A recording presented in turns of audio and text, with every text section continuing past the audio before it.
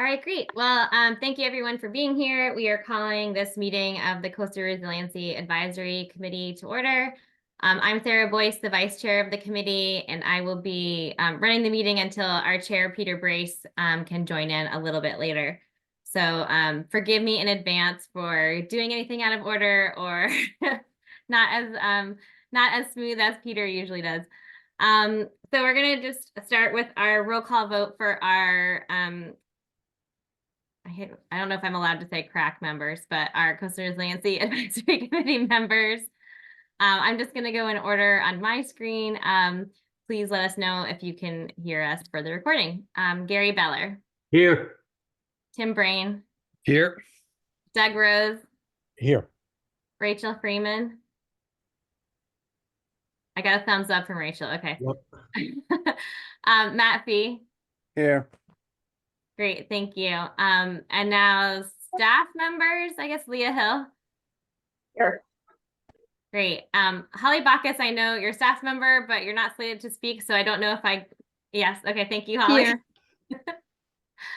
And we do have some anticipated speakers today as well. Art Gasparo. Here. John Brescher. Here. And I don't think some of our other speakers aren't here quite yet. Okay, that's fine. We got a little bit of time. All right, so I'm going to read now the reading announcement. And Leah, please stop me if I'm doing anything, if I need to do anything that I'm missing. Okay. This meeting is being audio and video recorded. Please be aware that other people may be able to see you, and take care not to share your device's screen. Anything that you broadcast may be captured by the recording, so please silence all devices and especially your phone.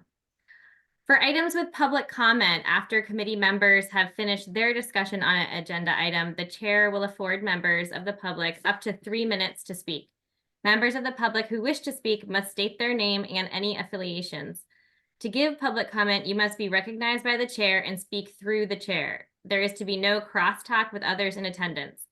In the interest of the efficient use of our time, please speak through the chair. To be recognized for making a public comment, please use the raise hand function by clicking on the reactions tab at the bottom of the Zoom home screen, and then click the raise hand button. When you're finished comment, please click to lower your hand. It is important to note that CRAC isn't required by law to take public comment. We do so because we need your valuable input. We view public comment as a privilege, so please remain respectful of your committee, the chair, and the others in attendance. Do not disparage other speakers or members of this committee. All right, thank you.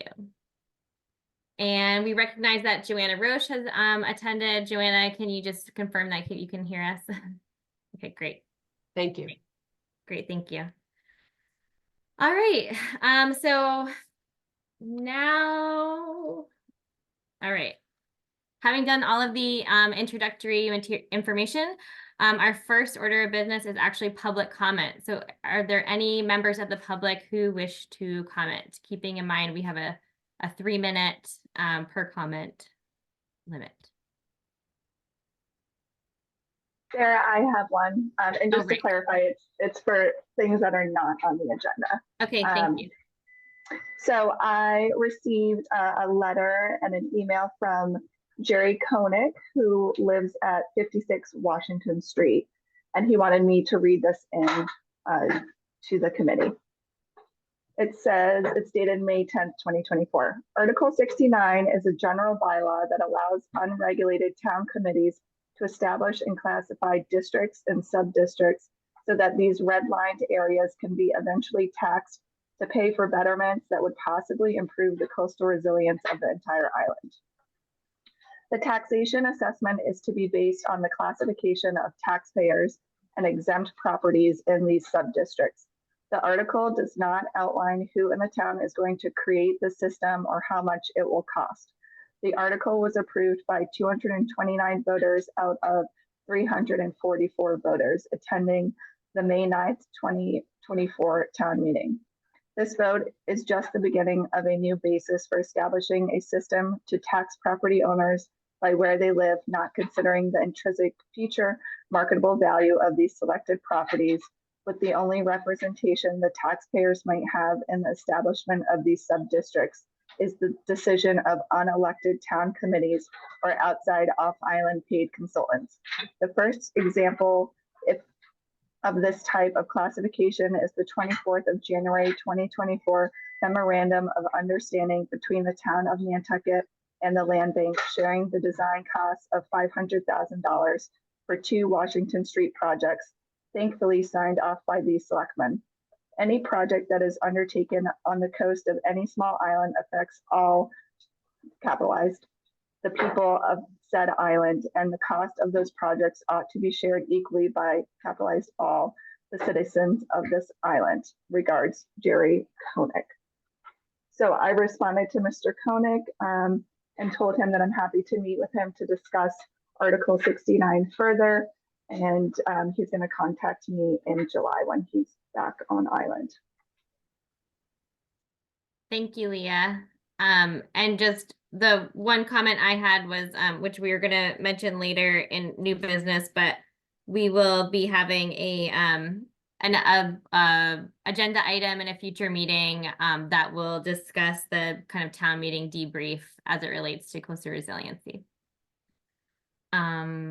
All right, just for the record, Jen Carberg is in attendance. Jen, can you just let us know that you can hear us? I can. Thanks, Sarah. Great. All right, is there any other public comment unrelated to items on the agenda? All right, seeing none, I think we can move to item number 4 on our agenda today is the approval of past meeting minutes.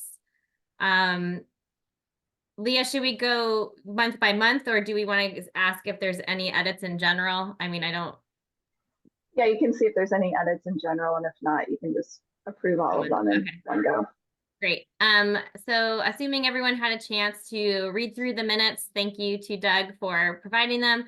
Are there any edits or changes to, we have March 12th, March 26th, April 1st, which was the combined meeting, and then April 9th. I'll make a motion to approve all of them. I wasn't April 1st, but I'll make a motion to approve them all. I'll second the motion. Great, thank you, Gary. Okay, we're gonna go roll call vote. Gary Beller, Aye. Tim Brain, Aye. Doug Rose, Aye. Rachel Freeman. Hi, Thumbs up for Rachel. Wait. Can you hear me? Yes. Oh, good. Joanna Roche, Aye. Jen Carberg, Aye. Matt Fee. Aye. Great. Oh, and chair votes aye. Doug, did you have your hand up? Yeah, thanks, Sarah. Just for the record, I want to let everybody know that I think it was the April 1st meeting was the joint meeting, and those minutes were actually prepared, I believe, by Peter. Okay. And Leah's nodding yes. I just want to make sure everyone understood that. Thanks. Great, thanks, Doug. All right, well, thank you, Doug, for getting those together and for everyone for approving all those. We're now pretty much caught up. All right, the next meeting item on our agenda is a review and approval of the first quarter report, which was in the packet. And Leah, if you want to take over. Yes, thank you, Sarah. So this is the first quarter report of 2024 from January to March. And as I'm going through, if you have any edits or suggestions through Sarah, just let me know. Okay, so highlights from the quarter. You all gave great input into the Harbor Action Plan update. You prioritized the 2023 to 2030 CRP recommendations that have not been underway yet or completed. You developed content for an informational brochure. You had a site visit to the sewer treatment facility. You submitted a grant. You submitted multiple letters to the Conservation Commission, and then you also had lots of presentations. So the first is just going over the ranking of the recommendations. Again, these aren't numerical, they're just what you all thought was important to put together on a list to kind of prioritize. So those are, let's see, 1, 2, 3, 4, 5, 6, 11 or 12 of the CRP projects. Then I gave a presentation about the Article 10 Coastal Resiliency Funds and an update on that. And just put it all into perspective, there's about 1.1 million remaining, and at town meeting, that actually got increased to 1,250,000. So for fiscal year 25, so that's great. You gave input into the Nantucket Harbor's action plan update twice.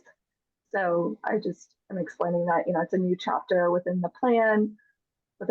With the prior plan, there wasn't a coastal resilience section, and then just the sections within the coastal resilience chapter that ranges from rising sea levels to education and different types of protections. This is the video of the CoSNAP that the communications office put together. You can't see it because it's in PDF form, but it was on our social media. And it's also on the town's YouTube. Then you had a very cold site visit to the sewer treatment facility. David gave you all a tour of the facility, and then you got to see firsthand the erosion out there and how it's lost about 100 feet in the last 2 years. You wrote a support letter to the Conservation Commission in regards to the wetland regulation update. And then public outreach, thanks to Doug for tallying all of this. Since we started in the end of October, there's been almost 300,000 impressions, so that's great. And then again, every Thursday, I post with your content on our social media. Then we had a presentation by Trevor from Arcadis about the downtown neighborhood flood barrier project. And that was the first public presentation for that project. You had update and discussion on the bylaw and home rule petition for the Island's Coastal Resilience Districts from Vince Murphy, Kate Edwards, and Vicky Marsh. And then you all gave great input for an informational brochure for real estate agents and home buyers, which we'll be going over later today. And you know what you wanted to include in that. And then you submitted a grant to the offshore wind grant, and that was for translating the CRP into Spanish and then also producing a video, an educational video regarding coastal resiliency and coastal hazards on Nantucket. And then this is the last page.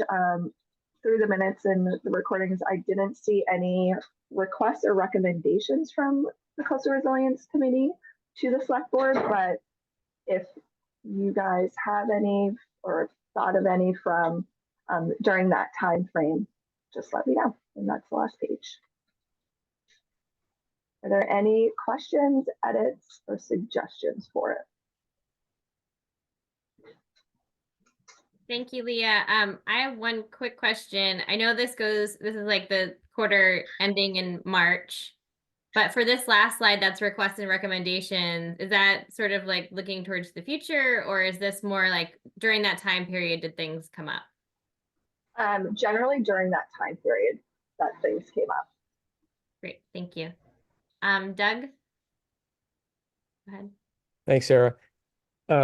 Leah, I don't know if there's an opportunity to kind of shade your presentation a little bit, but my personal feeling is that of all the things that occurred this past quarter, the work with, is it Shelley Lockwood, the realtor? I think the educational effort around the realtor community could be the game changer for us long term. So I don't know if you want to hype it too much, but I'm excited about it. I think it's really exciting work, and I hope the select board perceives it the same way. Thanks. Thanks, Doug. Sarah, through you, if I can comment on Doug. Yes, that's a great idea. When I talk about this, the brochure, I'll, give more information about that. So I'll hit on that topic. Great, thank you, Leah. Before I go to Holly, are there any other committee members that want to ask anything? Go ahead, Holly. Thank you. I've noticed this guide that you all are working with, which I think is fantastic, obviously being proactive. And first I want to apologize for not being at your meetings. I used to obviously be here quite a bit, but haven't been able to. I did want to just mention, so there's no duplicative efforts, as well as emphasize what we've done with Resilient Nantucket, about our Resilient Toolkit. Remember how we not only created design guidelines for the HCC, but also there is a toolkit that's available on the town's website that has a lot of great information. So maybe there's a way to link what you're doing with this with that, and that may be helpful. So Thanks, Holly. Just so you know, at item number 8 on our agenda today, we're going to go over the brochure in more detail because we haven't approved it yet. So that's really great to kind of like keep in mind for the next agenda item, because I'm thinking like at the very least like links to some of those other resources so we can yes. So it's kind of funny when we're like talking about the report, the quarterly report, before we've actually completely approved everything. But yes. We'll keep that in mind. Thank you. Any other comments on Leah's quarterly report before we go to a vote? Leah, every time I see these, I'm always want to pat ourselves on the back, like, wow, we did a lot in the, when you see it all broken down, it's really great. And especially seeing all the different ways that we're trying to help spread the word about the work that we're doing is really encouraging. So thank you. All right. Sarah, it's Matt. Before yeah, we sure, go vote, ahead. just a thought. I think this is great not to change it, but I'm just sort of thinking of going forward. And I think, how do I say it? I think that some of the issues at town meeting is because we haven't got a project and we haven't figured out betterments in a specific zone. And I think if we could pick 1 or 2 that are smaller and get them done and work through the process, people would understand better that this isn't out to get them, because we would have to do, betterments, we'd have to do how to allocate it, we would have the financial stuff done. I think we're spending a lot of time on, so basically, if we could once we sort of land on what would be that good example, if we could make that a request to the select board, we really want to get this done. And I'm not picking what it is or anything else. I think that we need to start having some small victories in building trust and building understanding. I think we're too theoretical and too much public relations. People aren't going to pay attention. We're doing a lot. We're doing more than any committee I've ever been on. But I don't think that people will pay attention till it impacts them. And then they'll show up and it'll be a year or 2 before we can do anything. So I think if we can sort of pick one thing and sort of repeat that every quarter with the select board, hey, we really want to get this and that done. Hey, we really want to get this and that done. We need your help too. If we could put that as in a future correspondence, it may help. Thank you. Thanks, Matt. I think that it's especially good to hear as the select board member, because obviously we're serving the select board, we're advisory committee for the select board. And I think that priority list of projects that Leah had, that's on that, maybe that's just not written, but in a verbiage of when you're presenting this, is like even saying some of that, like some of these projects could serve as an example to go through that process, right? Because I agree with you. I agree with you, Matt. And like I said, we talked about this before the meeting of wanting to have a digest of the of town meeting, but because it's not an agenda item, having to wait. So yes, yes, we will talk through more of that, but I agree with you. All right, if there's no other comment on the quarterly report, can I have a motion to approve? Also move we approve the report. Second. Great. Moved by Gary, second by Matt. Okay, we're gonna go roll call vote. Gary Beller, Aye. Tim Brain, Aye. Doug Rose, Aye. Rachel Freeman, Aye. Joanna Roche, Aye. Jen Carberg, Aye. Matt Fee, Aye. and Vice Chair votes aye. Great. Thanks, Leah. All right, so next, excuse me, on our agenda is a discussion with town regulatory boards and commissions about how we can apply and plan for coastal resilience in these boards and committees. So we have well, I'm gonna I'll just introduce everyone, but I would love everyone to introduce themselves and a little bit about their board. And then we have a list of questions or discussion items to bring up about, once again, like how the Coastal Resiliency Advisory Committee can help, and how coastal resilience in general is being discussed or is already or needs to be incorporated into these boards and committees. So we have, if I'm correct, we have Barry Rector, Art Gasparo, John Brescher, and Ray Pohl. Those are the, Leah, I'm correct that those are the 4 members we have today. I don't want to leave anyone out. Okay, great. Yes. Thank you. So if we want to go in order and just introduce yourself, the board you're representing, and maybe a little bit about what you do and how coastal resiliency can potentially help. Barry, do you want to go first? Sure, why not? Good morning. I think most of you know me at this point. Barry Rector. I'm the current chair of the Nantucket Planning and Economic Development Commission. I also sit on the planning board as well too. I don't want to get too much into the discussion yet. I think you've got some good questions that you want to bring up, and maybe we can flesh it out from there. So let's start with that. Great, thank you, Barry. John, do you want to give a little intro? Sure. My name is John Brescher. For those of you who don't know me, I'm the vice chair of the Zoning Board of Appeals. And really, I'll kind of jump in quickly that we don't really deal with many coastal issues necessarily, except when it comes to erosion and perhaps house moves. But we typically have to follow what's in the zoning bylaw. And so jumping ahead a few steps, if there needs to be a change to the zoning bylaw in any way of creating a coastal resiliency district or properties that are subject to coastal resiliency regulations, it's something that we would then be able to look at or add conditions to projects. Great, thank you. Art, did you want to go ahead? Sure. I'm Art Gasparo. I'm the chairman of the Airport Commission as well as the Traffic Safety Work Group. Here really, I think, on behalf of the airport, and we certainly could, discuss. I don't know if you want to finish the introductions or if you want me to talk a little bit at this point, Sarah, about the airport and some of the things that we're focusing on. I think if you want to do like a quick overview or a short. Sure. So I'd like to start off inviting all of you and making it just sort of a public announcement that there is an open house tomorrow night at 6 o'clock at the terminal. And that's part of the airport's 10-year master planning process. And we've got a great presentation. We're gonna have consultants there and poster boards, and any further questions or input that you might have related to either as a follow-up on this discussion or airport matters in general, long-range planning.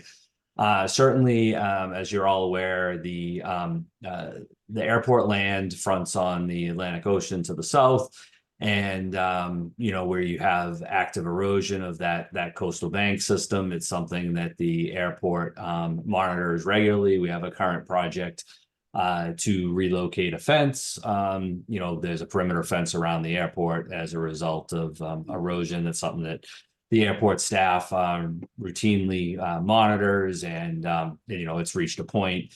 It didn't take us by surprise. It was something that we had sort of in a position of doing when it needed to be done, and that's where we're at.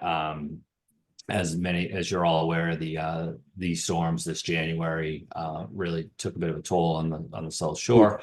The airport, I think coastal resiliency in general, the elevations of most of the airport land are not one that are really subject, I think, to coastal flooding or inundation. So it's really an erosion and coastal impacts that the focus is on.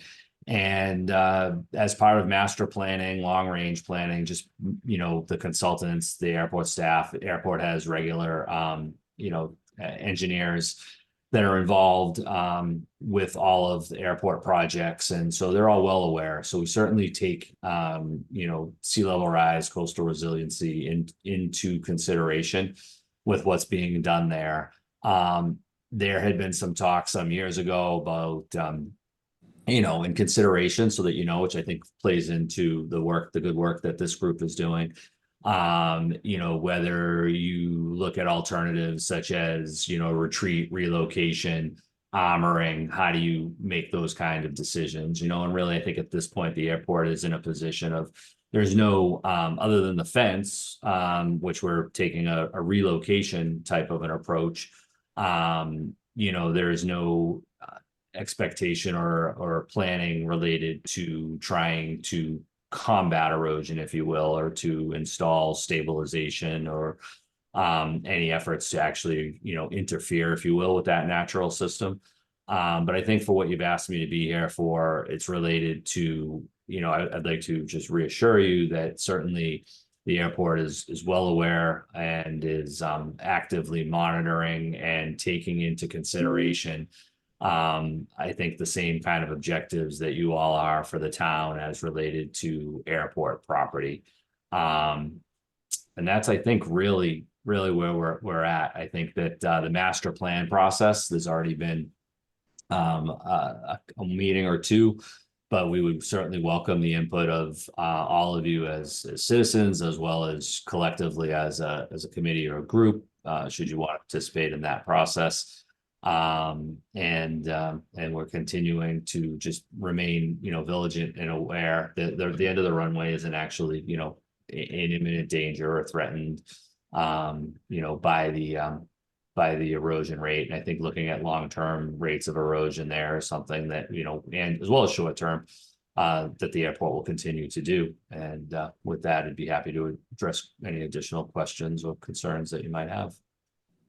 Great, thanks, Art. I want to go to Ray, but I see Leah has her hand up. So did you need to? She's keeping me in line. No, you're fine, Sarah. I have a question for Art, but if you want to go to Ray first, I can. Yeah, I'd love. How about Ray, if you please introduce yourself and your role at the HBC. Okay, thanks, Sarah. I'm Ray Pohl. I think most of you know me as the chair or the current chair of the Nantucket Historic District Commission. I guess in a nutshell, and Holly, I'm sure would back me on this, FEMA regs, sea level rise has, for us as a board, had such an incredibly dramatic effect on low-lying areas. Brant Point, of course, we drive down Brant Point, all the houses are starting to pop further and further out of the ground. Every time we get a project before us that is in a zone where we have issues of FEMA regs and that sort of thing, we all grit our teeth, collectively grit our teeth, and accept this new reality that, the buildings are all popping out of the ground, and not a one of us wants to see Nantucket turn into one of these sort of coastal communities like the Jersey Shore, where we have all these houses, where the houses are on pilings so that the water can rush through. But it's something that we're gradually as a board accepting. There's all kinds of things that we could suggest as ways to visually remediate the impact of these buildings coming out of the ground. But I've found personally that a lot of times we're at odds with the Concom that are dealing with their own set of regulations and issues. So also we have kind of two separate issues within the HDC. And one is we have new houses that are going up in these areas. And we also have historic houses that are going or that are in these areas that are needing some sort of attention, given what's been going on. So I think those are two separate issues. They're related in that they're both under the HCC's purview, but I think that they can be dealt with in very different ways. I'm taking some notes so that we can, get back to what those potential things are. But in a nutshell, this all affects my board dramatically, and that's understating it. Thank you. Thank you. And thank you all for being here. We have a series of questions, but I also recognize that our chair just joined us again. So Pete, do you want to take over for me? Sure, Sarah, unless you want to keep going, I'll take over. I mean, we are all going to be asking questions as part of the discussion. So, but I know Leah was waiting too. So I cede control to Peter. Okay, thank you very much, Sarah, for handling the first 30 minutes. Go ahead, Leah. Thanks, Peter. I have a question for Art. In the airport's 10-year plan, have you guys, I know that you said that you're not, planning on doing any dune restoration or erosion management, but in the coastal resilience plan, number 6.1 is for dune restoration in front at the airport. And so I was just wondering if that, and it's slated for implementation year 2035, if that could be added or, could be thought about in that planning process. Certainly through you, Mr. Chairman, it's something that could be discussed. I will tell you, I'm not sure that I'm personally supportive of that. And that's not to sound in any way argumentative, but it's easy to say dune restoration, but let's face on the South Shore that adding unconsolidated sediment as a method to combat erosion is marginally effective at a significant cost. And so I think that you have to take that setting into account in terms of a cost benefit analysis. And, what's the real goal there? You have a coastal bank. Sometimes there's a dune at the base. Sometimes there isn't. Sometimes it's straight to beach. I don't know that I think that, as part of a plan, we always have to do something at every spot. And I think that area might fall into that, and that the better planning process may actually be looking at the upland and considering the alternatives there. So I'm not saying it's not something to, consider and look at, but I also want to be frank with you. That's not something that I think that I would personally support. So before we go to Sarah, I have a question for you, Art. Not knowing how the rates of erosion are going to change, we have all the data, but that doesn't mean we're going to be right. Does the airport have room to shift inland if they had to for their runways? The runway 240 and then the runway that sort of backs up against where the planes come in over Matacasham Valley and land and take off. Is there space within the airport if you had to move away, as opposed to trying to stop erosion by throwing sand into the ocean? I believe there are a lot of, it's a very broad question because runway length related safety zones all come into play. But that being said, yes, I think that there are alternatives, and that's part of what the planning process is looking at and contemplating. We're certainly not in anywhere near, I think, the same position as the the wastewater plant or infrastructure that is very close there. So and again, I would say that I don't want to sidetrack here, but the idea of just dune restoration combating the Atlantic Ocean on the South Shore is, I think, of very limited effectiveness. Okay. All right. Thanks, Art. Go ahead, Sarah.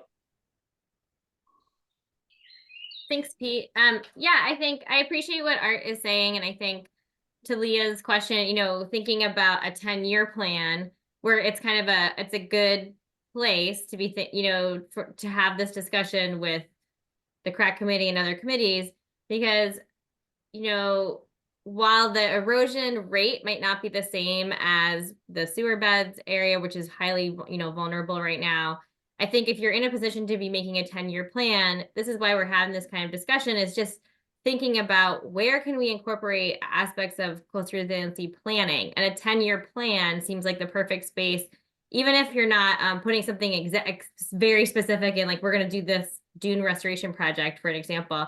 But to have somewhere in the plan some language that acknowledges it, that it needs to be part of the planning process.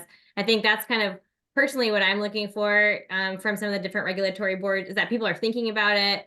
They're thinking about ways to incorporate it into long-term planning rather than being reactionary. And I think, because of necessity, we've been, as a town, we've been reactionary because it wasn't in a 25-year plan 25 years ago.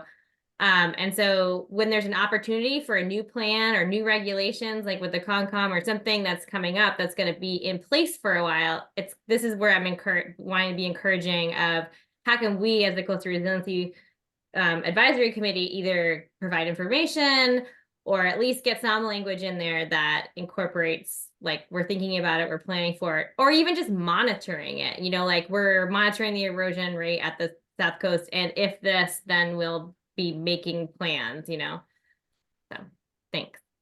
Thanks, Sarah. And Art, you want to respond? Yeah, just very, very quickly. That's exactly what I hope I didn't want to reassure the community. That's exactly what we're doing in the recent fence relocation is exactly that.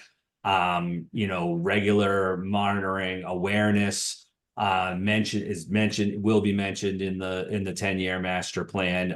The airport has waterfront property essentially, and you need to be vigilant and aware of what that means. And that's exactly, I think, what we're doing, and looking at long term and making sure that it will always be incorporated and included in any planning documents that have to do with the property in aggregate.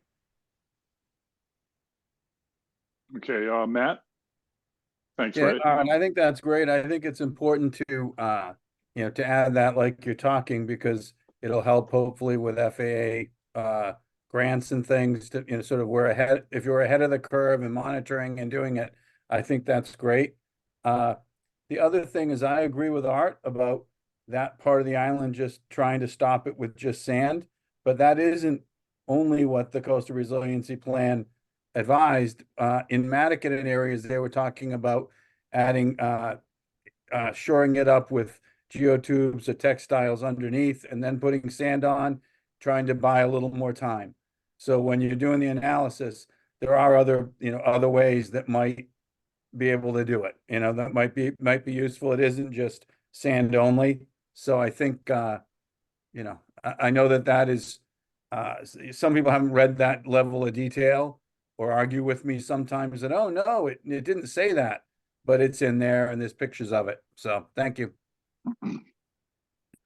Okay, thank you, Matt. And I just wanted to say, just sort of make a general comment. I don't know, Sarah, you did this in the beginning, but the reason you guys from boards and commissions and committees are here before us is we're trying to gauge what sort of reactions you're getting from the public that are coming to you on your level in relation to sea level rise and climate change, and then what the town is doing about it. And I specifically like what you said, Ray, what you reported to us, and you're getting a lot of feedback, and then you guys are having to react. And this is all headed toward the Coastal Resilience Advisory Committee eventually recommending potential policy and regulation and bylaw changes to the select board that would sort of be at the front end of your administrators when people would come in, not necessarily the airport commission, but definitely the HGC, the Conservation Commission, the Planning Board, and they're seeking permits to do things. And when sea level rise and coastal resilience are in play, eventually we're hoping that there'll be policies to address that. And all of this is to get the word out so that we're all thinking about this. It's in our forefront. They become household terms. not just some committee that some people perceive to be working in secret, working on some diabolical plan to change the island, but we all need to do this together type of thing. So I appreciate everybody showing up and answering our questions. Go ahead, Ray. Thanks, Peter. So interestingly, most of the comments that we are getting are not from members of the public, but from applicants, people, homeowners that either own a house and need to do something with it, or people that have just bought a piece of property and they want to do something with it. And I feel like to a great extent, our hands are tied by regs that supersede us, the height regs and all that sort of thing. And, the town has, I think, rightly voted through allowing ridge heights of buildings to go up, because the floor level has to go up and all that. And that's sort of accommodating the rules that are in place. On the HDC, I'm starting to realize that in order to get people to not push buildings to the maximum height and max out everything that they possibly can, given all of the increasing restrictions that are happening around them, I think that, again, this is completely abstract thinking right now. Incentives for applicants to prefer to keep their building low over going as tall as they possibly can and going exactly to all the setbacks, because this is really what we're seeing when we have properties that are heavily regulated by FEMA and by Concom setbacks and that sort of thing. And by the way, that's probably going to get more restrictive, as I think we all know. What do people do? They come and they say, well, my goodness, I've spent so much money for this land. I've got to maximize. I've got to go up full 2 stories. And I feel like the HDC for years now has been in this sort of defensive posture. Like, well, okay, yes, you think you're entitled to going 2 stories all the way across on this little piece of property that you have, but you really can't. And we're sort of like the people that have to say no. Now, that's negative incentive or disincentive, whereas if we were somehow creatively able to come up with positive incentives that would say, okay, I feel good about this, I'll do it this way, and it will be more harmonious with the historic fabric that we have in these areas. So thank you. Thanks, Ray. Before I go to Matt, just before I lose the thought, hopefully we can get to a point where bylaws and regulations are amended so that so you're saying no with the leverage of the what happens if they don't adhere to what you're saying in relation to the water is coming. And I don't have any more to say on that, but it's interesting. Peter, sorry. So it should give you, I would think, more. It should give you more teeth and more weight to say this. We're trying to help you here. This is what the latest status says about the water coming up in your neighborhood, in your area, and we strongly recommend that you not do this, or we're not going to approve this because this is going to happen, or however it might be worded. Those things don't exist yet, but that's what FEMA is doing. FEMA is saying we're not going to give you flood insurance unless you jack your house up to a certain height in the floodplain. So there's no reason why the local boards can't do similar things for each of their arenas. So go ahead. Sorry, me? Yes, Ray, you were going to say something. Okay. Well, it's interesting because FEMA, of course, and the insurance is a very important component of this, because Holly has her hand raised, but she may possibly be saying, well, with older houses, we can actually supersede FEMA and go lower. But the pushback we've gotten on that is, well, we can go lower, but we don't get any insurance. So historically, we're doing the right thing, but we don't get any insurance because we're not taking it all the way up to where FEMA is telling us we're supposed to be. So I really feel like our board has the bottom coming up, and we want the height to come down, and we want sort of what Diane Coombs and the rest of us call additive massing, which basically means you have single story pieces and low pieces, and then you've got sort of a central mass. This is, you know, the way Nantucket houses are created. I feel like that's all getting lost because people are being pushed by FEMA and other regulatory groups to go higher and go wider. So Interesting. we're at odds with all that currently. Thank you, Peter. Sure, Ray. Thank you very much. Go ahead, Matt. Yeah, I like the idea of incentives that Ray was talking about. One thing we talked about a couple of meetings ago, a couple of months ago, you know, we haven't fleshed it out, but one incentive, in some areas, people are building cellars and, you know, and they're building stuff that's going to stop the flow of water, and the sort of the wetland laws, et cetera, you know, are saying you can't build any further, you know, out into the wetland. So they're just going down and up. And I look at it and say, at some point, you know, if we could figure this out, we should be lobbying, you know, to go out a little bit, as long as there's complete flow underneath of a house. Like, I think we're kind of going back to the future a bit. Like when all the houses at Brant Point were built, they were all on pilings, and everyone knew they were going to have to move them, and they were going to have to, you know, they knew they were building on a wetland that had some sand thrown in and some garbage, you know, and they knew what they sort of knew. And over time, we've sort of changed that, I think. And we, you know, if we had incentives and to do, you know, to go back to that again, I think that would be good. And then one thing for HDC to think about, or for all of us, the town to think about, what if there should be kind of a consistent height? And if people were putting their buildings on pilings and they were all consistent at a height that, you know, FEMA agrees with, et cetera, maybe it's not the full 6 feet, it's 4, but everybody could easily move them up when it was time. That, to me, that type of recommendations and that type of thought process might go a long way to, you know, the HDC, you know, sort of, you know, the HDC being able to say, hey, consistently, here's what we do. You build it this way. You have someone smart engineer like Art here saying, hey, here's how you can do it, and here's how you can add on to it. You know, I think that to me would be a way to sort of, you know, sequence this as we need to, and not get stuck with a bunch of 12-foot high buildings everywhere. You know, 12-foot high cellars sitting in the air like we're talking about. Thank you. Thank you, Matt. Go ahead, Holly.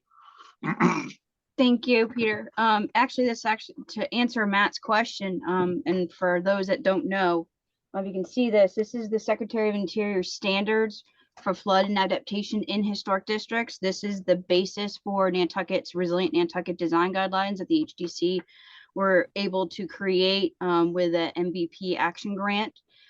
So this actually was very, very timely because it was created not in a vacuum, but with FEMA, specifically for historic districts. So to Matt's question about having a set height, it's really hard when you take in consideration that structures that are contributing towards the local and national historic district can be exempt under the substantial compliance section for elevation. So for instance, we would want to have a historic structure.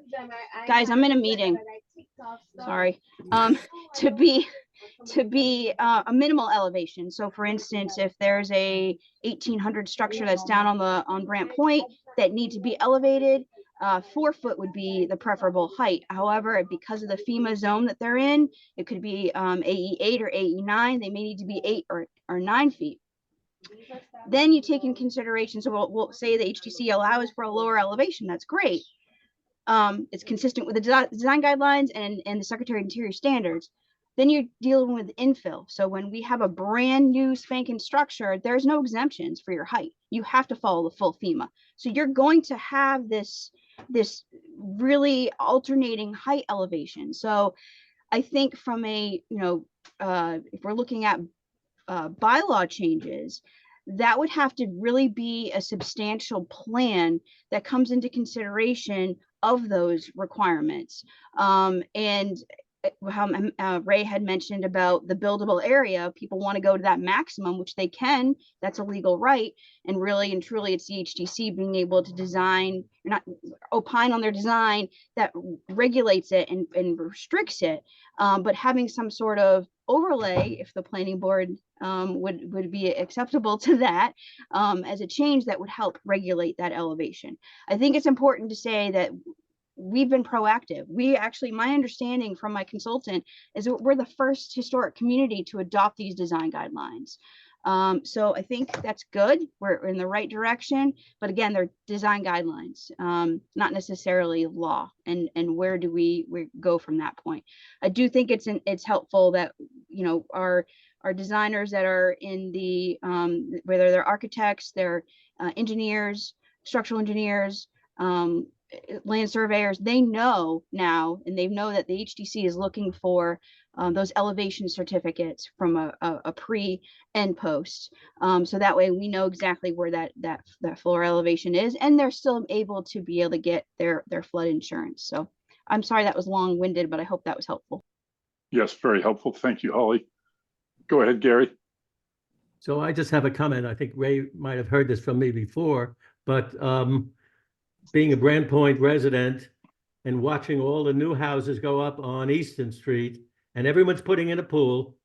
And historically, no one ever had a pool.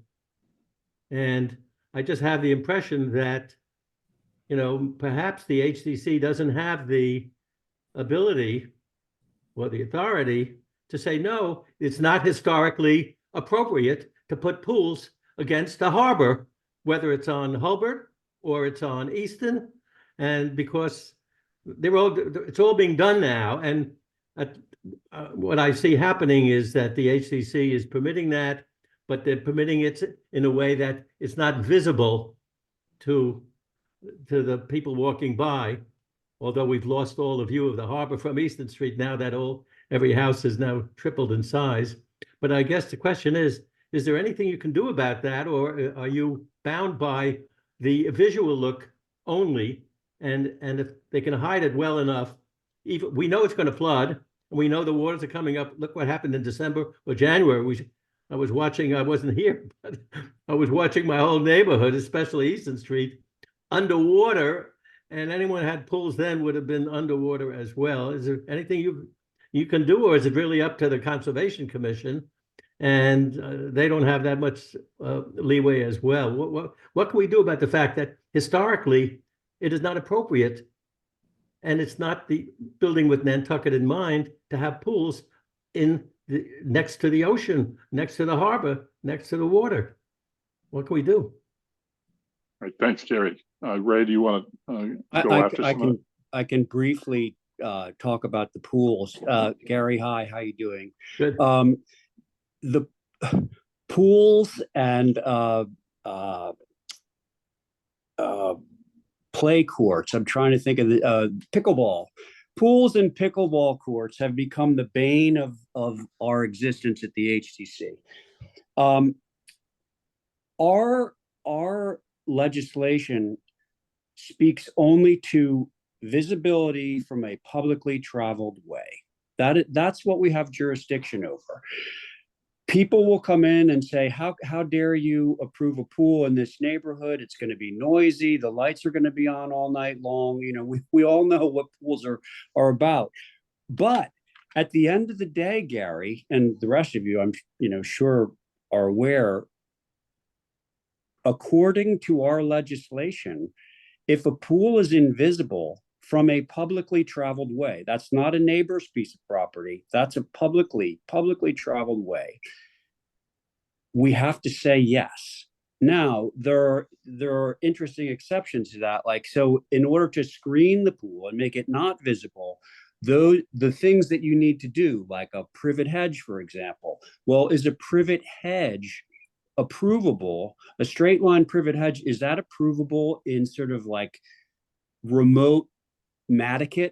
No, it's not. You know, it's a dune landscape. So we're kind of allowed to say, hey, you know what, just not appropriate. But down in Brant Point, where you can conceal things with privet hedges and fences and that sort of thing, we're limited we are limited to the visual part of the landscape. And that kind of says we'd love to have reinforcement of some kind from somewhere else. And I'm going to give you another example with Mattakit in mind. Mattakit,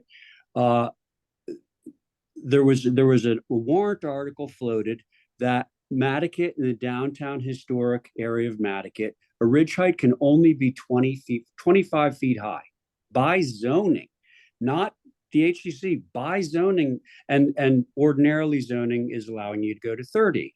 But this is something that was tremendously helpful to our board, because now we don't have a project coming in at 30 feet in downtown Mattakit.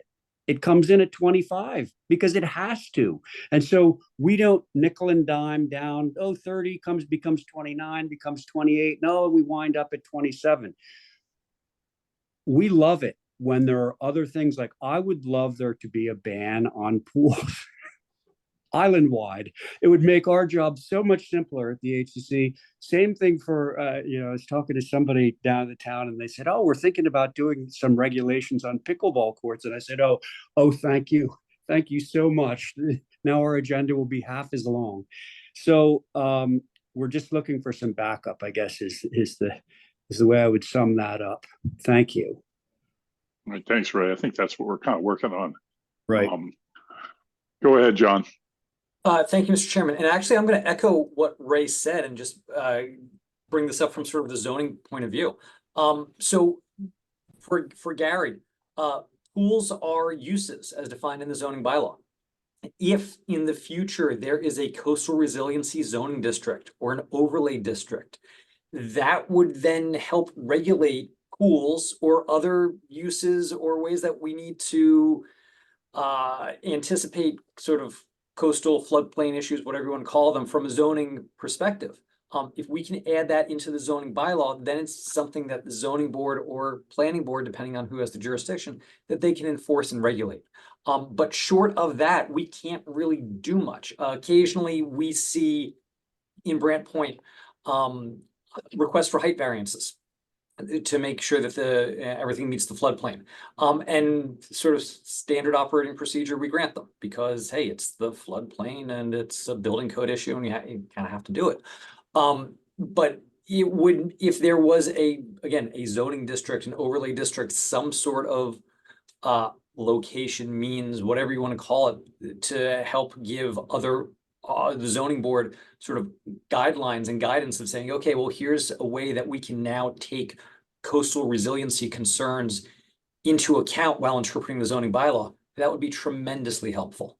And I think it's something that would probably make sense moving forward, sort of given everything that CRAC is doing. Great suggestion. Thank you so much, John. Are there other comments from the committee, from Leah, I see, and also from our guests from other boards, commissions, and committees? Go ahead, Leah. Thanks, Peter. I just wanted to highlight that updating the zoning bylaws is a high priority within the CRP. So John will be chatting and talking to the planning board and employees and stuff. Barry, I was wondering if you could talk about the NPDC a little bit and how coastal resiliency either is playing a part or could play a part in your committee. Sure, absolutely. I just want to echo what John said earlier. It leads me to a question, because I want to kind of put on my planning board hat for a moment, since we're in that territory. Has there been zones assigned or thought about in terms of coastal flooding, and where do you see that kind of developing as a map? Because I don't think you're going to have one zone for the entire island. I would envision that the island would be zoned into different areas, and depending upon the area or what zone it falls into, that's going to trigger certain regulations underneath it or certain advisories underneath it to do it. So have you entered into that fray? Because I'm a little unfamiliar there with that. Let me just ask that question first. Go ahead, John, if you want to answer that. I'm wondering if Leah could maybe fill us in on that. Oh, okay. From a Right. staff I perspective. don't think you want me to answer that one. Sorry, John. Go ahead, Leah. Putting John on the spot. Yeah, I'm happy to. So we have, you know, obviously the FEMA flood regulations and that map. And then we have also the Massachusetts coastal flood risk model. So that's for coastal flooding for the future. We also have unregulatory FEMA erosion projection maps as well. So we've got all these tools. We have not, you know, decided on different zones or anything like that. The select board has not asked us to, so we're advisory to the select board. So if the select board says, hey, we want you guys to try to help figure this out, you know, in this area, what would this zoning look like for flooding or erosion or anything like that? So we're just in the very early stages. You know, Article 69 just got passed last week, so I imagine that the select board will be reaching out to us to see kind of how to figure this out. All right. The reason why I'm asking is because you've actually got different maps out there which may or may not be competing with each other as well. My advice would be is to come up with what I would call a consistent zoning concept for the island. And then as you begin to look at it, it actually becomes easier to attach regulation to it. In the meantime, you're going to have to vet those processes through things like the HDC Concom Planning Board in order for it to make sense for what it's going to look like for the island. But the moment you do that, it at least now gives you something in the toolbox, I think, to be able to say, okay, well, you're building down by Brant Point. That's a zone 1, for instance. So it's like, these are the things that will and will not fly in that area. Again, having vetted it through the different boards as well, too, I think will lend a lot more concrete aspect to it. John's right. You have to be very careful, as you know, as much as you may have a wish list of things you want to have done, things that just kind of call out to you and say that's a problem. Remember too that each landowner has the ability to do things on a by right process. Failing to honor that by right process, and I'm sorry just to use a not necessarily the best term here, but cherry picking on things, is where things really get into problems. Because if the landowner's like, well, where does it say that somewhere? They're going to be like, oh, okay, this is a problem. Your board wants to enforce this. Wonderful. We'll see you in court at this point. Frequently, and I think John can attest to this as well, too, those kind of decisions come back as arbitrary and capricious behavior and are usually remanded back to the board. In the meantime, the town has racked up a legal bill as well for doing that kind of stuff. So it's important that when people are faced with these things, that they have an understanding of what has to happen. So I might want to really advocate for you. That would maybe, as you begin to get into the process further, that should probably be a high priority for what you want to deem it looks like in the future. That way there's a very coordinated process to it as well, too. Staff is wonderful for dealing with this stuff. I mean, Holly believe me, you want to pay attention to her because she's got some really good ideas about what it looks like and how to coordinate these things together. Mind you as well, too, there are things that are coming up, like the planning board is getting ready to enter into its next iteration of its master plan. And there are 9 elements underneath that should be looked at in the process. So it's worth now starting to think about, just like with the airport doing their master plan, we're doing one as well, too, that's going to be coming up. And you should think about where can we tune in and deal with these processes? But mind you, the process has got to be uniform across the board. So you've got to have a rational nexus for why you made those decisions in the process. And that's really an important thing, because now when you move from advisory to regulatory boards, that's where your teeth are going to come into play as well too. And if it does go to court, frequently it's going to be rejected, because it's like, well, there's the regulations. What were you thinking? Does that help a little bit? Yes. All right, Yes, good. it does. Because so let me get into the Nantucket Planning and Economic Development Commission for a minute. So let me just interrupt you briefly. Sure, So we're please. we're at 11:08 a.m. We'd like to end at noon, and we have some other things to get to. So keep that in mind.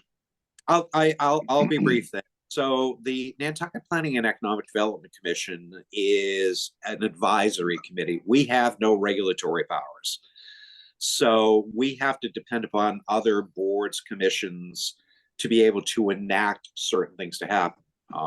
Having sat on the NP and EDC for years, one of the most frustrating things is to go into these major studies for things, and then all of a sudden it's like, okay, we've completed the study, here's the results at this point, and then nothing happens. Or people like, yeah, we'll consider it for later. And there it sits on the shelf. So it's just one of those things that advisory has a whole different capacity to it. Let me tell you as well too, is that the NPDDC is more, should be, and continues to be more focused on regional issues than local issues. So in terms of interacting with CRAC, I see it more as we don't let the local issues be handled by the local boards.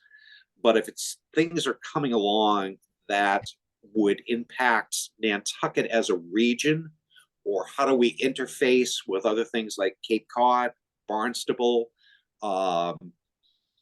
Dukes County, the Martha's Vineyard, that's really where our forte lies with that. And here we go again. We're going to count on people like Holly and our staff to be telling us where do those interfaces occur at.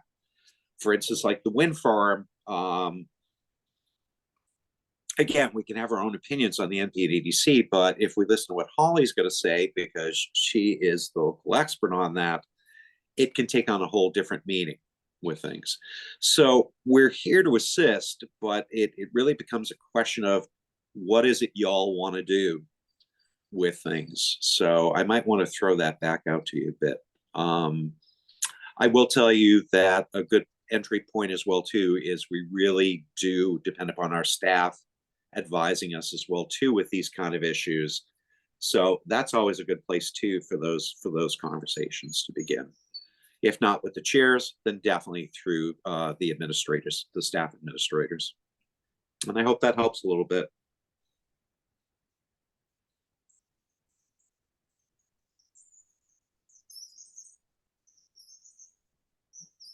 Thanks very much, Barry. It does help a lot. Go ahead, Jen. Okay, I got to remember what I was going to say. Thanks, guys. This has been really interesting. I think, one of the things we've been talking about a lot here, and that was part of what came up at ATM this year, was trying to figure out, because we are an advisory board, but yet we see the fact that, Concom is kind of struggling with a lot of the things that are going to be, impacted by climate change, but then when it comes to the building and infrastructure, how do we take the knowledge and information we have here and get that into those groups that are doing the regulation? That's what we keep butting up against. And, that's some of the conversation around the coastal, resilience districts that got put forth, or how do we think about something that, overlays a coastal resilience zone where we can put some of these things into place. The fact that maybe you shouldn't have pools, or this is how you should think about adapting to floods if you're, within this zone. And, what I'm hearing today is that it kind of comes down to whether or not it's, in a zoning bylaw or it's part of planning, part of what the planning board is influencing. And we can have meetings like this, but I think, understanding how best we can start that collaborative process to actually do this change would be helpful. And everyone, that's working on boards, we're also busy and we have a lot of different things that the boards are doing. And what is going to be the most effective process, I guess, is what I'm interested in for starting this change versus, there's it sounds like different groups are doing their, 10-year master plan, updates, which is great, but it's almost like we need an effort to actually bring these groups together and start saying, here's how we're going to put together, a coastal resilience district that all the different boards are going to be able to do enforcement on. So that's kind of where I'm coming at it. It's, how do we take what we're talking about and put some teeth to it and actually make it effective? Thank you, Jen. Go ahead, Gary. As a quick response to Barry's question about coastal resiliency districts, I'll let them know what I think about, and that is that basically we haven't picked any CRDs yet. And the question is going to be, when we have to start spending money, when something needs to be addressed with the expenditure of funds because of coastal erosion, flooding, or things like that, that's when it starts making sense to see whether this is an all-island project or it's really just affecting a community, and the CRD is a way of not just getting some betterment fees from the locals, but also from raising money from third parties, from grants and stuff like that. But I think it basically going to depend on when the town and the select board say, we look like we're going to have to start spending some money because of the flooding issues over here. And the question is, whose money is that? And that's when we may start picking CRDs. That's my view anyway. All right, great. Thanks, Gary. Go ahead, Barry, just quickly. Yeah, I will. So first of all, I think instead of taking on individual projects, I'm going to encourage a much more holistic approach with things. I think that's important for, if nothing else, uniformity about what you do. Once you've defined where you're going, what type of zones and things that they're going to fall in, the next thing I'd encourage you to do is not just come in with the major laundry list. Pick off a few things, 2-3 things that you think you can accomplish underneath that. My gut reaction is, if you take these individual projects without looking at the entire island, what's going to happen is it becomes very piecemeal afterwards and are subject to bigger challenges that may come up. So at least if I were doing this, that's how I'd begin to view it, is look at things and then begin to determine where you want to do entry points in. Don't try to take it on all at once. Try a few things and get some success models underneath you and then take it from there. But before we end, I mean, certainly I hope you know, and I'm probably speaking for my other chair people here, we're always available for you. Certainly if you see me, you can grab me anywhere and we'll chat and let's have the conversations. I like this kind of format, and I think this is where we get most productive, is when we meet on these kind of levels. Thank you. Thank you, Barry. Okay. We have another item after this that's directly related to it. So I'm gonna end discussion for the group and ask our members of public who are down there at the bottom, does anyone have a comment from the public? Okay. No comments from the public. We're going to move on. Thank you, Barry.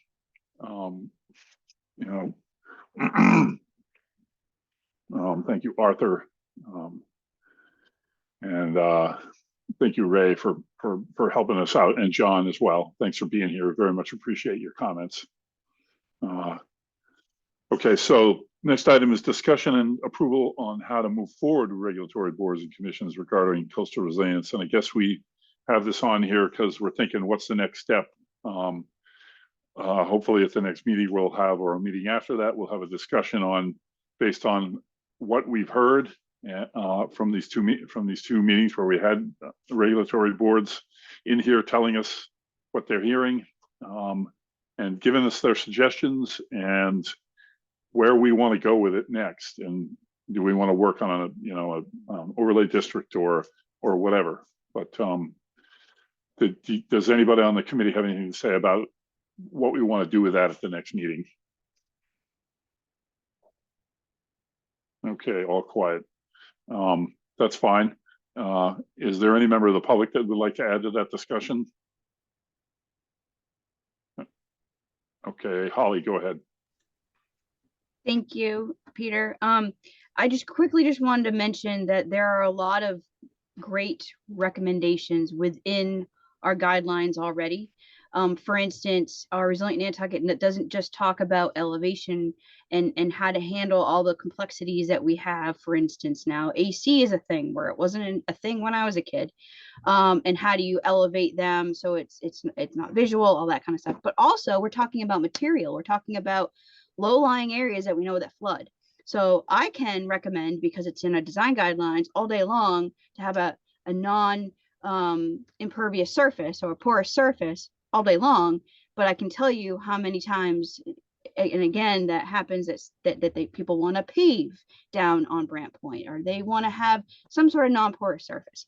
So I can only point to the design guidelines, but I think if there's going to be push and really thinking about what an overlay district would look like, I think looking at materials would be very beneficial, and not reinventing the wheel, but looking at what we've incorporated with Resilient Nantucket. I think that would be very, very helpful. And I do also want to just remind everybody, we're at a good point.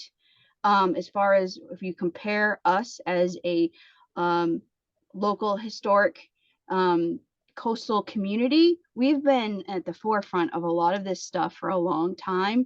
And so I just think it's something good to congratulate everybody on. So thank you. Thanks, Holly. Doug, you had your hand up and took it back down. Are you all set? Okay. All right. Leah? Thanks, Peter. I just want to remind the committee that on this agenda item, we need to ask the select board if it is okay and appropriate for CRAC to kind of embark on this. So I think that's what we're looking for, if the committee wants to do that. And also if you want to give approval to ask the select board to comment on regulatory bodies and give input. So we'll take a motion if someone is so motivated to start on this path. So moved. Okay, thanks, Doug. I'll take a second. Second. Okay, we have a first and a second. We have a motion and a second. And what's the motion for, Peter? The motion is to go to the board of select board and say, this is what we think we want to do so that we can get this ball rolling. And is this something that's in line with what you want this committee to work on? So just so that we don't put all this effort into it and then come to the select board and say, see what we did, and then they get upset or whatever and say, no, this is totally wrong. We want them on board with what we're thinking, basically. And Matt, did you have something to say?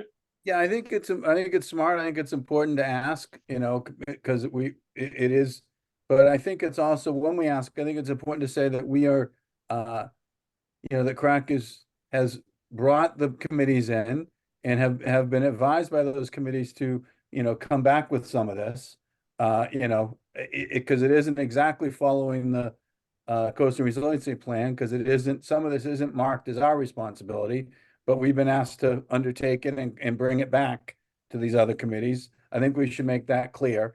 And then I agree with Barry that eventually we need to do the whole island, and he's right about that. But I think we've got to pick one place, one area that we can look at the various risks and address them. If we try to do everything at once, I'm not sure we're going to be able to do it.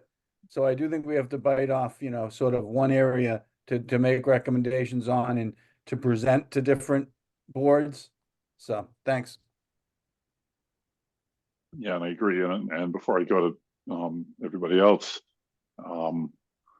what's important about discussing this at a future meeting, hopefully next week, is we can refine what we're going to say to the select board and put that into a letter. And maybe that means Aaliyah and I go to an upcoming select board meeting and explain ourselves. But you know, we obviously don't have time to do that today, but just you guys can be thinking about that and what areas or what thing we're going to work on. It'll help a lot. Go ahead, Joanna. You know, I think that's a combination of what I was going to say. I think some of what we are dealing with is that we have a lack of a strategy of how to approach this, right? And one of the ways I think that we could have a strategy is some of what Matt was saying is to identify what we're going to use as a risk assessment, right? Do some type of a case study and be able to show how something like this works in action. I think that some of what happened at the town meeting with passing this stuff is that the context of this can be lost. And so when you're looking at a massive amount of capital expenditures, a very, very large budget, and when you start to say things like, well, everyone's going to contribute to betterments, people are nervous about what that means for them personally. And so I think the context of this, how important this was and what this allowed us to do in terms of the vote was lost in this sea of, oh my God, they already want $85 million. The budget's $150 million plus. What is this going to cost us? And I think that, you know, if we can come up with a risk assessment case study and be able to communicate the reality of, okay, maybe this is, and I'm making this up, $100 a person. Or maybe this is $500 a household, where people start to understand that we're not talking about layering huge amounts of dollars on their tax bill, that they'll understand what this is for and how it works. So I think the work of our group here, and thank you to all the committee people who are here, because it was great to listen to what you had to say, is to collectively come up with what can be our example. And how do we all work together to create this example and present it to the town? I mean, that's just my opinion. So, thank you. Thank you, Joanna. Go ahead, Doug. Oh, I'm still unmuted. Sorry, I could have been making noises and you would have been hearing me. Sorry about that. Yeah, since I made the motion, I guess I should make sure I know what I'm making a motion for. And I'm grateful that that you guys have all spoken to this, because I've been taking notes as you've been talking, because it's helping to take shape, I think, for me. I think in essence what the motion would stand for is that we as a committee are asking, advising the select board that one of our next initiatives will be to try to create a hypothetical coastal resilience district, or call it a sub-district. And by doing that, we would not just work in a vacuum. We would be soliciting input from Concom, from HDC, from Planning Board, ZBA, any other entities that would have meaningful input to give, and have it represent more than just, oh, what kind of erosion control initiative are we suggesting, but more holistically saying, well, what would this mean for impervious surfaces? What would it mean for height? What would it mean for X, Y, and Z?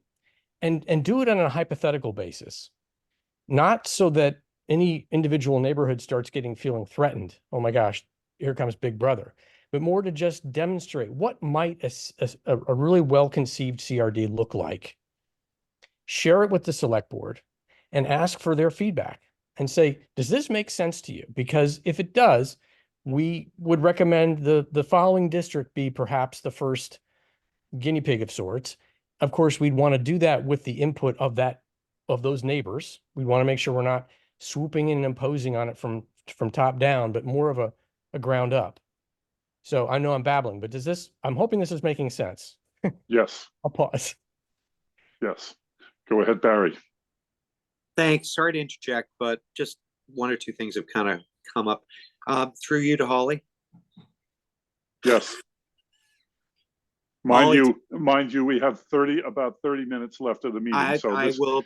This is the discussion on the motion. Okay. I understand that, and I will be brief at this point, but I just wanted to begin with Holly. Holly, is there any grants out there to bring in a consultant for this type of project that you're aware of?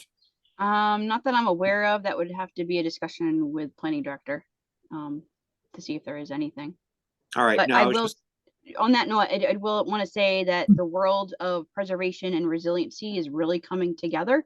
So there Yep. might be something beneficial that I could look into from that perspective, since we're a certified local government with the National Park yeah, Service. and maybe coordinate with Leah as well too, but if there is something like that out there, it may get you out of the financial black hole of having to get it approved with everything else that's going on with the town at this point. And at least the consultants can maybe help guide you through some of the process about what would take place. But if it can be picked up through a grant or something of that ilk, I think before you approach the select board, it's worth just examining real quickly, because if you can come into them and say, we're working on this, we'll get you some conceptual information. We've got a consultant coming in. It's probably not going to cost the town much, if anything, at this point. I think you'd find they'd be on board very quickly at this point, as opposed to having to spend funds from the town coffers under which to do it. So thank you. Thanks, Barry. Go ahead, Tim. Yeah, just trying to clarify for myself. We've been talking about two things. One, how do we coordinate the efforts and activities and maybe ultimately regulations of all these different town departments? And the other is, how do we define and start to introduce coastal resilience districts, right? Are we saying that we would use the process of defining a coastal resistance district as a way of also coordinating the activities of the various departments? Is that what we're discussing now? Is how we're going to approach we're hopefully about to take a vote on how we're going to go to the select board and say, this is what we're doing. So everything that you're saying is yes. We're trying to do those things, but right now we're just trying to get to the point of, yes, we agree on what we're going to the selectmen with. So it's not seriously deep stuff. We're just trying to get into agreement of, yes, we're going to the select board for these things. So, and Gotcha. as Leah said, we need to take a vote to do that. So this is discussion on the motion of that. Gotcha. Thank you. Okay, Matt, go ahead. This isn't, it's sort of about it, but it may be that Washington Street is what we deal with first. The neighbors already know about it. It's already funded. There's already a ton of work being done, and there's money already set aside for public outreach. So Washington Street might be how we bring all the various groups together, and we could look at the risks for that area and how, and sort of that it might be. So anyway, that's all. All right, thank you, Matt. That's a good idea. Go ahead, Gary. I agree with Tim. I'm a little confused. Two different subjects we're talking about. One is, what suggestions are we going to be making to the various regulatory committees? That's what we've been talking about this meeting. And I thought the motion was, we're going to tell the select board, we're going to ask the select board, it's okay if we come up with some ideas of suggestions to make to the various regulatory committees. That's one subject. Separate, complete subject, which we have to spend time on, obviously, since the ATM proved no one knows anything in the public about CRDs. We have to spend some time talking about CRDs, and maybe it's a good idea, make that a separate subject and talk about whether it's Washington Street or something like that. But that's very different than what I thought this motion is about, which is, what are we going to tell the select board? We're going to start talking to some of the regulatory commissions about stuff that we think we'd like them to do. Two different. Okay, thank you, Gary. You're correct on splitting those in two.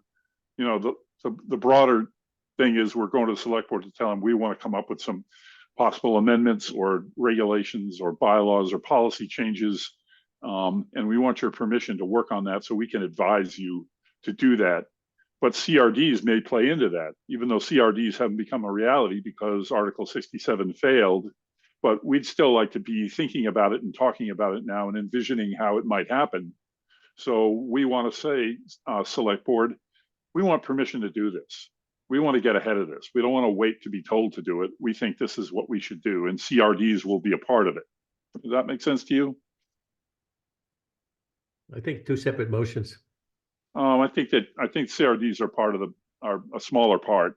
The bigger part is us trying to pick, like Matt said, pick a place.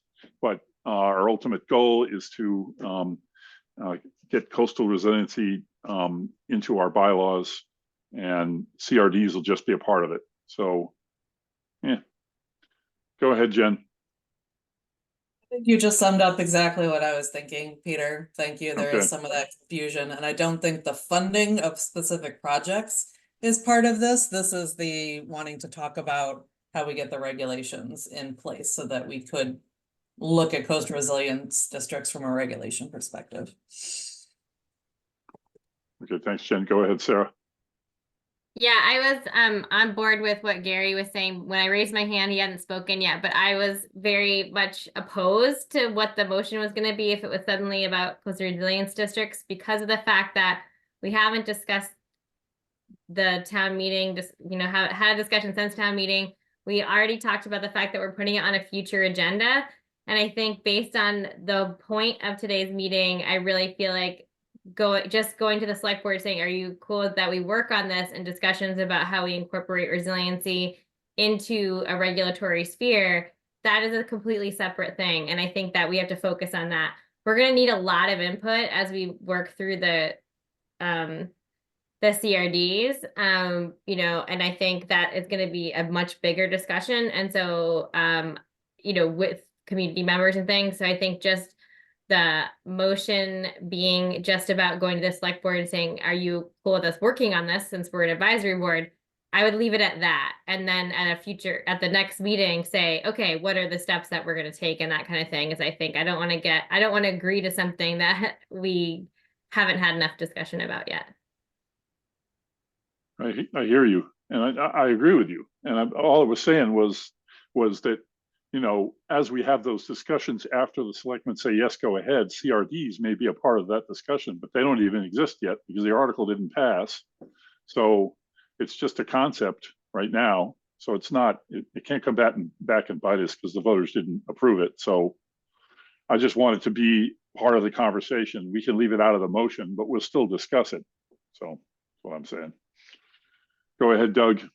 I'd like to ask Leah to go first, if you don't mind, because she may have something more to say on that one. Okay, go ahead, Leah. Thanks, Doug. I just wanted to clarify. So 67 did not get passed. That was to Right. allow the select board for betterments. 69 did get passed, which was to be able to map the coastal resilience district. So I just wanted to clarify that. I think it is two separate motions, and that what the last two meetings, the goal was to meet with the regulatory boards and commissions and see how coastal resiliency can be worked into their regulations, and we've gotten some great information. And so I think that's the first step. And while we, do our homework and reach back out to the boards and learn a lot from them, that's going to be able to better inform us when the select board if they ask for our opinion of how to create the coastal resilience districts. Okay, thanks, Leah. Doug? Yeah, thank you. That's kind of where I think that's where I got my inspiration. Was my understanding is that 69 essentially allows the select board the authority to create maps or sub-districts, right? But we don't have voter approval to do anything relating to funding yet. And I guess what I was gleaning from this conversation with the other committee and board chairs was that to the degree that they are struggling with updating regulations, right? Having a zone, an identified mapped area would be very valuable legally, regulatory wise, all those other things. So I guess if I've confused people, I apologize. I was looking at this as an opportunity to take advantage of the fact that 69 has passed, that there is now a new opportunity within the select board to create defined areas of the island that are defined largely by their coastal resilience risk profile, if you will, or risk assessment. And through those, begin to piece together all the regulatory updates that we know we want to do. And I guess I'm just looking at this as a potential way to combine two themes in a way that could be very valuable. I'll withdraw the motion if it's confusing everybody, and I'll leave it to someone else to articulate. But I just wanted to explain that's kind of where I was. Thanks. Okay. So Doug is going to withdraw his motion. Would someone else like to make a motion that stays on, that stays away from CRDs for now?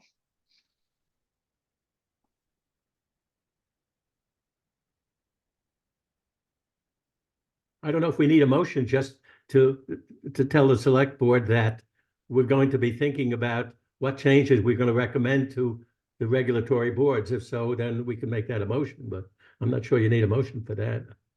But we need a motion so that we can vote on this. So do you want to formalize that, Gary? Okay. Or So does someone else want to? I move that we tell the select board that we're in the process of thinking about and planning to come up with some suggestions to make to the various regulatory boards about matters that should be fall within their purview. Everybody satisfied? Go ahead, Leah. Sorry, Peter, can I just, instead of tell, can we replace that with ask the select board? Perfect. Okay. With Gary's motion and Leah's modification, do we have a second? Second. Okay. Okay, so roll call vote. Sarah Boyce, Aye. Gary Beller, Aye. Tim Brain, Aye. Jen Carberg, Aye. Doug Rose, Aye. Joanna Roach, Aye. Matt Fee, Aye. Rachel Freeman, Aye. and the chair votes aye. All right, thank you, everybody. Let's see, what do we got? We got brief discussion on site visit to downtown area from Children's Beach to Francis Street. I guess that's you, Leah. We skipped one. It's the number 8 review of Oh, real I'm sorry. estate and homeowners information brochure, Okay, which I'll share my screen and go over that. okay. All right. Okay, so in the fall, in the last couple months, you guys gave input about specific things to include on this brochure, which at first would be a handout for the real estate class that I'll be, or continuing education class that I'll be teaching for real estate brokers and agents in June. So this is a draft. I know that there already needs to be some updates. For example, so this would be the cover page, Coastal Resilience Guide for Real Estate Agents and Home Buyers. This is duplicated, so this text is going to change. I had sent Florencia different text, so that'll be changed. The middle section will be the back of the brochure, and it talks about the Coastal Resilience Plan. It has the QR code for the CRP, and then it has some tips, kind of quick tips of how you can make your property more resilient, and then how to find us. So the 2 social media accounts, Coastal Resilience webpage, and then an email address. On the left-hand side is the FEMA flood map. So that's how people can see if they are currently in a flood zone, and it just talks about the different colors and different letters that facilitate the different flood zones and kind of what that means. The QR code goes right to the town GIS, to the FEMA maps, and then there's some directions of how to use that. The next page, so this would be if you open it up on the inside, is the Massachusetts Coastal Flood Risk Model. That's for finding out future flood probabilities on properties. And then it kind of explains what the percentages mean. The QR code goes right to that map for the different timeframes. And then there's a little thing that says, properties within the 1% annual chance storm event or 100-year storm have a 1 in 4 chance of flooding over the course of a 30-year mortgage. The middle one is groundwater table rise. So that's describing groundwater table. It's the map that's in the CRP. There is no model for groundwater table rise, so could not put a QR code. But there is language in there that, you know, if they have questions or, you know, they're going to have to hire a professional to be able to tell them on their property what the groundwater table rise is, and or maybe. Then on the bottom, there was a section that we didn't have anything for, so I thought that we could add questions that they could be asking or should be asking. So I'd love your input of if we need a couple more questions. The first is, where's the septic system located? How far away is the property from a wetland? That would indicate if it's in Conservation Commission jurisdiction. And does the property have a flooding history? So if there's any further input for questions, please let me know. And then the next one is the non-regulatory FEMA erosion projection maps. This was in the CRP as well.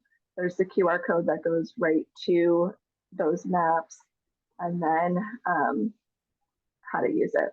So some feedback I've already gotten is on these two maps, so the erosion projection, groundwater table rise, to take out some of the text there because it's too small, you can't really read it.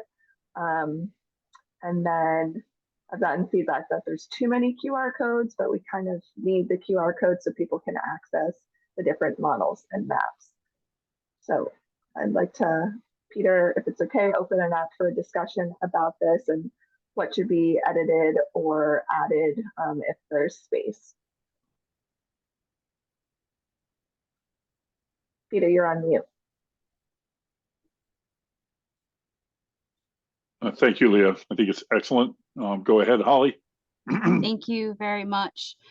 This is great. As you know, as a staff member that was involved with the CRP and with the HDC, I do get, and I also have my other hat is our HMP coordinator, which will be doing that here shortly. But with our action grant that we received to create our design guidelines, we also created this toolkit, which is basically it's available on the town's website through the HDC, or if you go to Resilient Nantucket, you can go right to the link.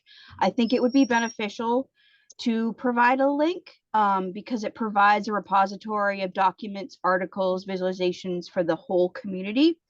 And it does outline what FEMA identifies as preparedness, as a shared responsibility, which this kind of really emphasizes that, the shared responsibility between the property owner and the town. So I'm very happy to see that. But again, I just want to make sure there's no duplicative efforts. There's a lot of information in our toolkit, and it was created with MVP funding source. So just want to make sure that it's utilized more than I know what it is now. And I'm curious, it might also be beneficial. This is supposed to be a homeowner's guide, but you're also providing it to our realtors. And I've actually have been at NARAB's events as well, providing information to them from the historic perspective. But I've also mentioned our Resilient Nantucket design guidelines. And I think it would be beneficial to include that in here some way, shape, or form. Because, if somebody is down in a low-lying area, they don't know, and they don't understand necessarily that their structure, even if it was built in 1975, can actually be exempt. And then, that isn't necessarily a bad thing because there's wet flood proofing and dry flood proofing mechanisms that can be done. We've also, since the adoption of the design guidelines in 2021, there's really great examples, and personally that I think that have been done since the adoption. And you're taking whether or not it's an existing contributing structure and just elevating it. For instance, there's one out on the end of Walwinet Road. It was put up just 4 feet, but just 4 feet, and providing some floodproofing mechanisms in there. It's got out of this area where just water is just going by for a long time. And this is an older structure. There's also examples of, which you're going to see down, if you're talking about Washington Street, right next door on Union, if you believe it or not, and Lafayette, you've got an existing 1880s Victorian that, instead of coming in and saying, oh, we're going to just demolish this historic foundation. No, that was the whole intention of the design guidelines, is we're going to save that, but utilize the historic basement inside as the area for your utilities to be. And it's elevated within the structure itself. So you're still being able to retain the historic features of that structure, not hinder it at all. But again, because we have this process and they're exempt under the substantial compliance section, it's just, it's nice. So I think if we can, maybe my recommendation would be to try to link to those already guidance already. There's a wealth of information on the town's website about it. And all, just, yeah, so that would be it. I don't want to duplicate efforts as much as possible. So good start on this. Thank you. All right, thanks, Holly. Let's see. Go ahead, Sarah. Yeah, thank you. And thanks to Holly. I agree that I think I know there's already a lot of links and things, and that was maybe one of the comments Leah had. I think the QR codes are necessary, as you said, and they actually kind of flow with the design kind of fine, so that doesn't bother me. But I do think kind of cross-referencing the different things that already exist is really helpful. Especially, we have heard over and over again from many different aspects that the town's website is impossible to find anything. So I think, and not to say that your design guidelines are impossible, but I think the more like we can provide a direct link to things is just so much more helpful. So I would support that. The other thing is, we've talked about this in different ways, is making translations available of different things. This is as a brochure. There's a lot less text here than some of the other things that we had applied for grants for. I think this would be something that would be relatively inexpensive to translate into Spanish and Portuguese. I think that's I just think that's an important piece for our community. And I know that there are some groups that are doing things for free. I don't know what the in-house capabilities within the town are for something of the size of text, but that was just one other potential thought. Thank you, Sarah. Go ahead, Leah. Thanks. I can't find my digital hand when I'm sharing screens.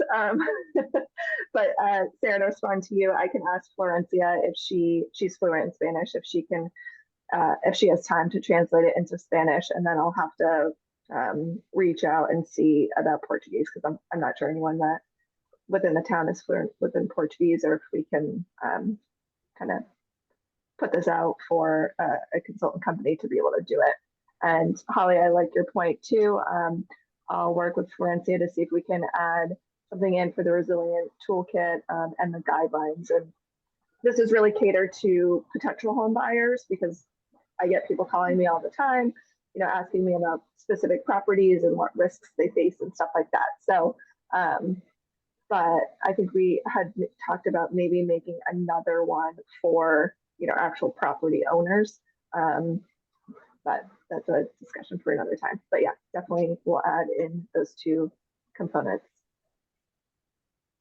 Okay. Are there any other edits, suggestions, thoughts on this? I guess not. Okay. We don't need a vote. We just improve as we go on this, correct? Yeah. So I'll have Florencia add a little bit more, and then I can either at the next meeting or through email send you all the final version. We'll also make one too for the website as well. So instead of QR codes, it would have the hyperlinks. Okay. All right. So in the interest of time, since we're coming up on our 12 o'clock end time,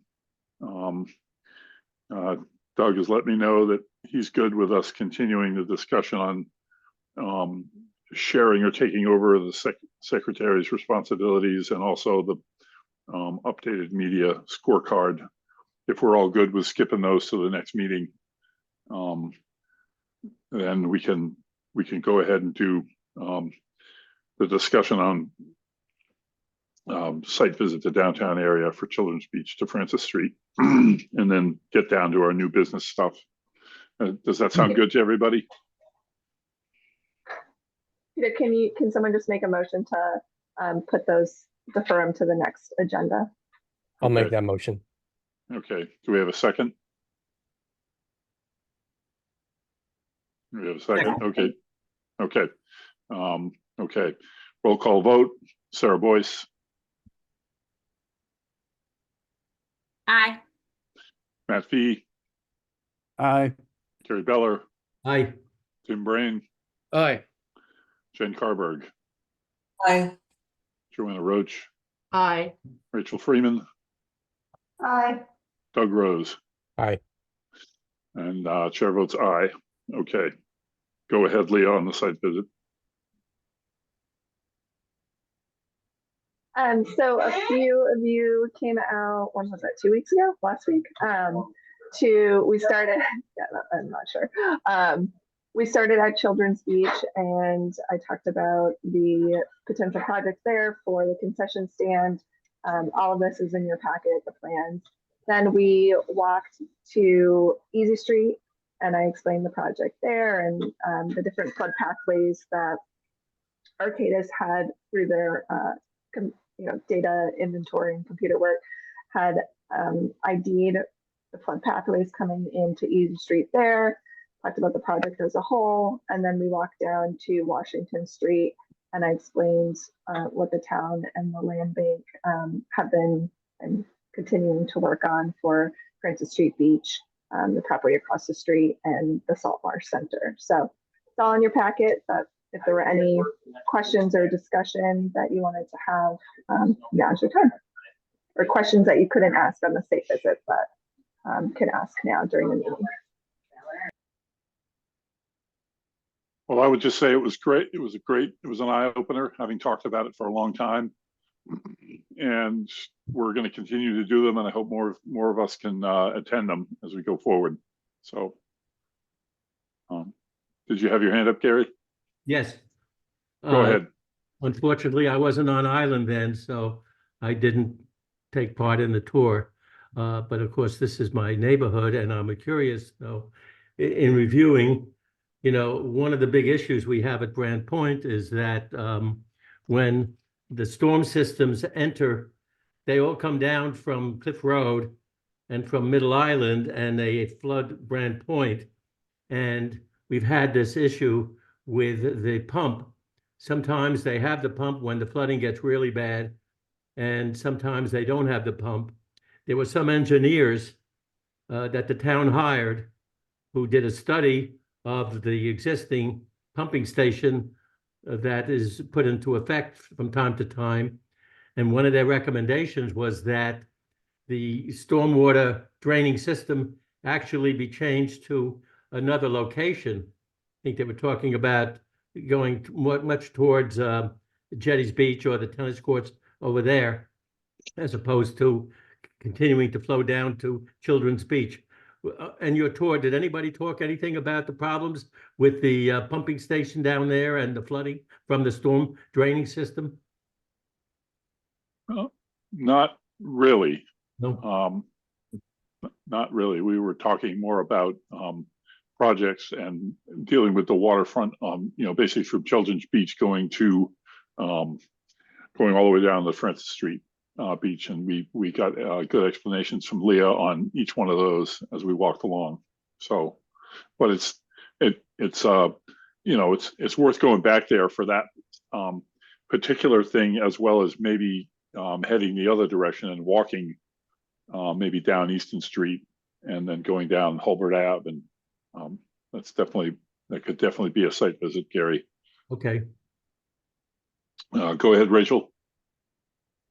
Thank you. I I just wanted to add that if we're going to have that discussion, I think having either David Gray or Charles Johnson there would be very helpful because they have, they run that pump station and they manage the stormwater in those areas, and they have a lot of information to offer. And I think it's important to have accurate information when we're discussing these issues. Yes, and definitely, I would say we'll have whatever experts we need who know that site that we're visiting to go along and sort of guide the site. In this case, it was Leah. The last time it was David Gray when we did the sewage treatment plant. Wherever we go, we're going to make sure we have the people that know the most about it. So definitely good suggestion. Go ahead, Matt.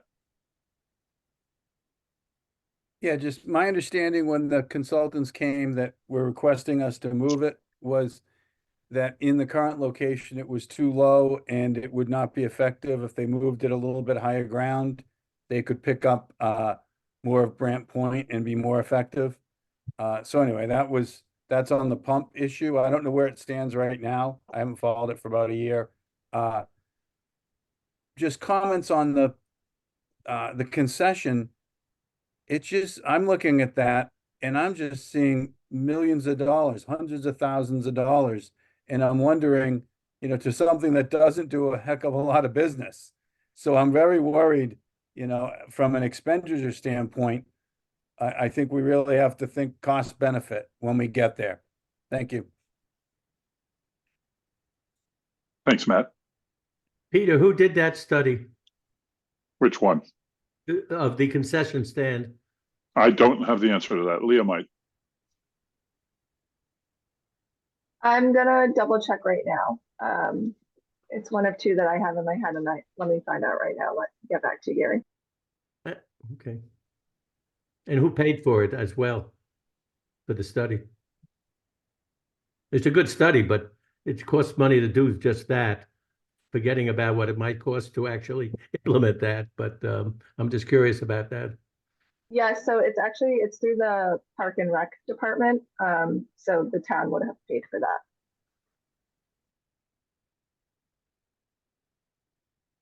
Okay. Are we all set? Are there any public comments on the site visit? I know there was no public along, but we're always welcome to join. Okay, hearing none. We'll go. Sorry, Peter. I found the answer for Gary's question, if it's okay to. Okay, go ahead. That was done by Weston and Sampson.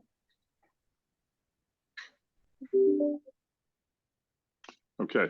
We're going to move on to new business committee and natural resources department reports from planning board, conservation commission, harbor and shellfish advisory board, select board advisory committee of non-voting taxpayers and other committee members. Do any of us who represent these boards and committees have anything to report? No. Okay. Offshore wind grant, Leah Hill. Thanks, Peter. I got an email last week that CRAC was not awarded the grant that we submitted. They did not give any feedback yet, but we will be following up to see if they can give us some feedback. Okay, thanks. And Leah, did you have a letter? I can give a little bit of feedback. Okay. There were a lot of good projects and limited dollars, and I think there was a feeling of the committee on this that they want more of a holistic approach than just doing it for one thing. So I think that there was some more work to be done. It doesn't mean not apply again. The things that were given priority were things that were actionable, and I'm trying to find the right words. I'll think about the right words and fill you more later, but it was a lot of competition for that. Thank you. Thanks, Matt. And Leah, did you read that letter into the record already? I did, yes. Okay. All right. That was I did it in the public comment section. Okay. Doug, do you have something to say? I'm gonna guess, knowing you, Peter, that you're gonna be looking for someone to make a motion to adjourn soon. Before I make that motion, I just want to say, I think this is the best meeting we've had in my time on the committee. I learned more today than I have in any other meeting. And it wasn't because we were hearing from expert consultants, it's because we were hearing from other people in other very closely aligned organizations of town government. And I really am grateful that we are able to get these folks together. You know, hats off to Barry and to all the others that attended today, because it was a mind bending for me.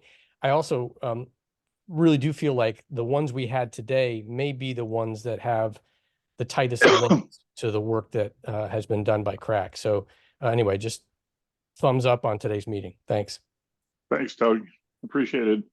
Go ahead, Matt. Yeah, just a reminder, just because the Coastal Resiliency District didn't pass, you know, we need to do more work on that, et cetera. I had my concerns. I think that we should not give up on figuring out how to cost share. It will help the taxpayers. It will help those areas get, you know, certain things done more quickly. As long as we use betterments the way we are required to use them, they are still something to be considered for various areas. And so I don't want us to just go, oh, well, we can't do betterments. My experience with them is they are, people don't want to pay them. If you're, you know, paying a betterment, you'd rather have the full, you know, someone else pay for it on the tax base. But the reality is, if we put it all on the tax base, they're gonna get whacked worse than if they paid a little bit of a betterment in some of these areas. And I think we have to, you know, not just give up on that. It took a lot of work when we did the sewer projects, and we split that up a third. It took a lot of discussion, a lot of negotiation, a lot of angst over a couple town meetings till we got there. But we've ended up with a workable, very good sewer, you know, sewer allocation of payments that would be a lot different if we had sewered the whole island. Back at that point, which was a lot of people were asking for, it would have cost a lot more money. We would be putting sewer in places we really don't want it. And, you know, and so I think we've got to still keep on that. So that's my comment. Thank you. Thank you, Matt. Okay. So discussion of upcoming meeting dates and topics. The next meeting is May 28th, 2024 on Zoom. That's pretty much it. Is there a motion to adjourn? Motion to adjourn. Second. Yep. Okay. Motion's been made by Doug Rose, seconded by Matt P. Roll call vote. Matt P. Aye. Gary Beller. Aye. Tim Brain. Aye. Jen Carberg. Aye. Joanna Roach. Aye. Rachel Freeman. Aye. Sarah Boyce. Aye. Chair votes aye. That's it. Go out and Meeting. enjoy this freezing cold day. Beautiful. Such is Nantucket.